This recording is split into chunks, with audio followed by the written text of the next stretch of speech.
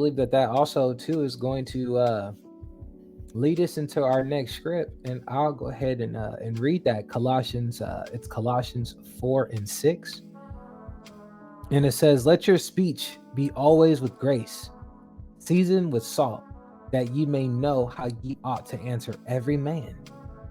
You want to elaborate on what the Lord is telling us there, brother? Uh, yeah. So, I mean, to me, it's kind of what we were just talking about, man. Right. You have to know, again. You have to know how to answer somebody in different situations. Like you said, take the temperature. Right. Um, if it's already a lot of heat, a lot of smoke, I shouldn't answer you. If I'm really trying to communicate effectively, which is what we're talking about, I can't just keep giving you smoke because you're giving me smoke. That's not gonna work. So I mean, you have to use wisdom. You have to use understanding when you're talking to people. You know what I'm saying? That's why it's talking about season with salt. Like, you actually know what you're doing. You know how to go about communicating. You have to know about how you are supposed to talk to people, so you can communicate effectively. You can't just, like we like to do, we like to say the first thing that comes to our mind, right? First thing off the top of your head, you want to blurt it out. But that's not your speech having grace and being seasoned with salt. That's you Right. just saying anything, just saying whatever you feel like saying. And that's not a good recipe, for effective communication. We got to really think about, especially, in a serious conversation, right? You should be reflecting on what you What you gonna say? um Right. and even when we, because the book tells you about, foolish jesting, which is joking around and, doing things like that, which we shouldn't, which I understand why it's saying you shouldn't do that. Because, when we playing the dozens and when we joking around, you really not thinking on that level. You Right. you just saying whatever. And a lot of times, I mean, you done been in situations, you done been playing around with somebody, telling jokes, and then all of a sudden you say something and they get offended. Yes, sir. Or they say something to you, and now you get offended, and Yeah. then all of a sudden we go from joking to now possibly a fight. I mean, if it's that serious. But that's because man, it ain't no, there's no consideration and there's no real reflection going on in that conversation. It's just, we going back and forth, trying to make people laugh or trying to make the other person look bad. So, but that's kind of embodies to me what the scripture is talking about. Let your speech be always with grace. And seasoned with salt. So to me, let your speech have, when we talking, man, let it have some substance to it. Let it be a purpose behind it. Let it be something that's gonna be let it be a fruitful conversation, right? And then that's gonna show you how you should communicate with other people. You know what I'm saying? Once you do it enough, you start to learn, hey, how to approach people, you know, and things like that, man. But yeah, definitely, that's kind of how I see this scripture. You know, with this scripture, the whole thing hits, and I really enjoy the fact that the Lord put these pauses with these commas, right? Because it's number the first thing is let your speech always be great, be with grace, right?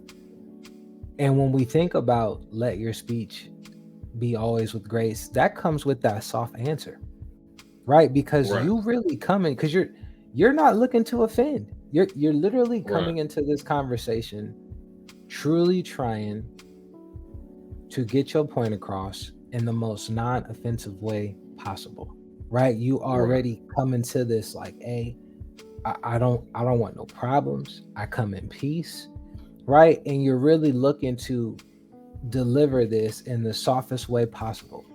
And I think that if we went into every conversation with everyone we deal with, whether it's introduction for the first time you just met this person, or a tough conversation, or you just laughing or whatever, but if we always came into it like, okay, number one, I need to let my speech be always with grace. Why? Because that's also going to help me have a soft answer that's going to turn away wrath, right? And then the second part is season with salt. Like you say, hey, they have this it's this saying, I don't know if you've ever worked in sales or not, but when I was in sales, they have this saying, and it's everybody will tell you how to sell them as long as you're willing to listen. right, And I thought that was key, because in real life, how this third part is that ye may know how ye ought to answer every man. And when I read that, it takes me back to everybody will teach you how to sell them as long as you listen. And I do feel like if you go into it with the ear to listen first as well, they're going to tell you what's up. They're going to tell you everything you need to know. And if you right, are there truly trying to let your speech be with grace, you're going to process that, right? It's going to tell you how you need to season it. How much salt do you need to put on this food? Because too much salt, right, you can make your food very salty, right? right, And then you'll know how to answer this person. You'll right, even know if you even like, okay, I ain't even going to say that. Because if I say this, I already know. So let me just, sometimes you'll right, just say something short, or maybe you'll hold back, or maybe you'll even pause, right? Because as you're thinking, or again, you may even ask that clarifying question. And I know that that's something that I struggle with sometimes. I don't ask enough clarifying answers. I mean, questions, right? Like I ain't right, really asking how much salt do you like on your food.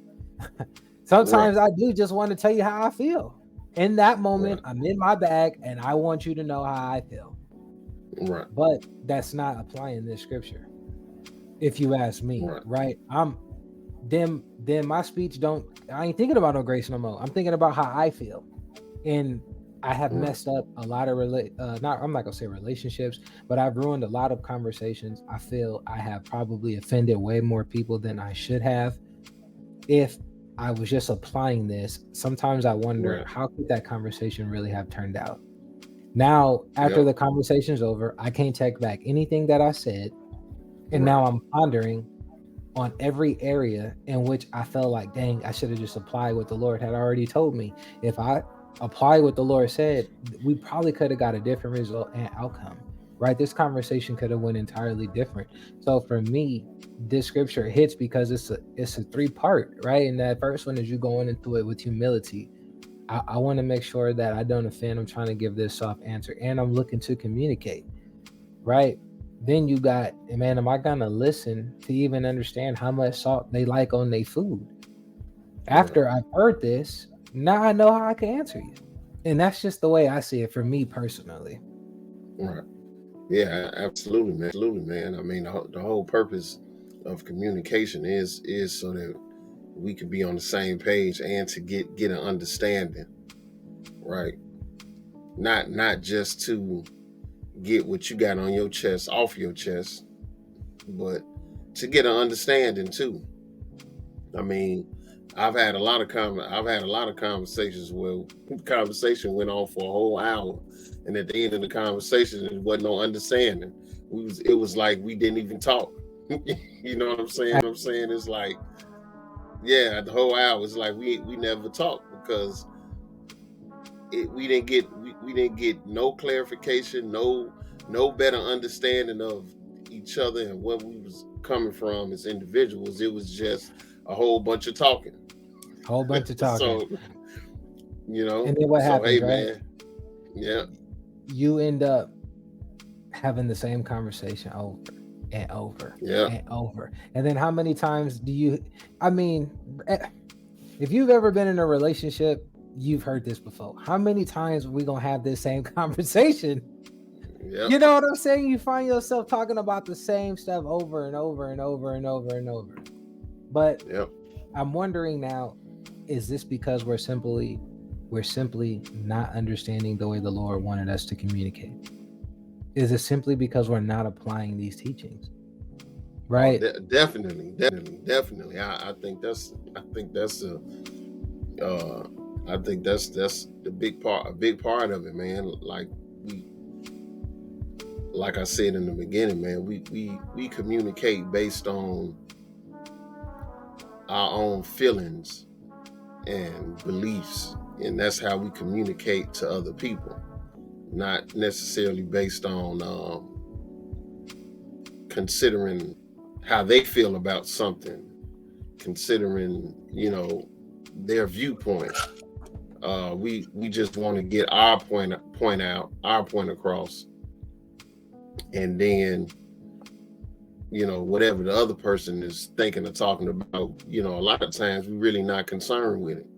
Man, that's a fact. We listen just to be nice, or we act like we listening just to look like, to be nice, but really you don't care. All you care about is what you think and what you how you want it to go. You don't care about the other person, man. Right? You know what I'm saying? Right? Exactly. You already got your next bullet in the clip. Like, yeah, as soon as they say that, I'm coming with this because I know that's what they're gonna say. It's a competition. It's not to say that it's not really communication. It's just a chess game. And who gonna out talk who gonna win the who gonna win the argument? Who gonna win it? And that's not, and that ain't how God intended, man, for communication to be. Man,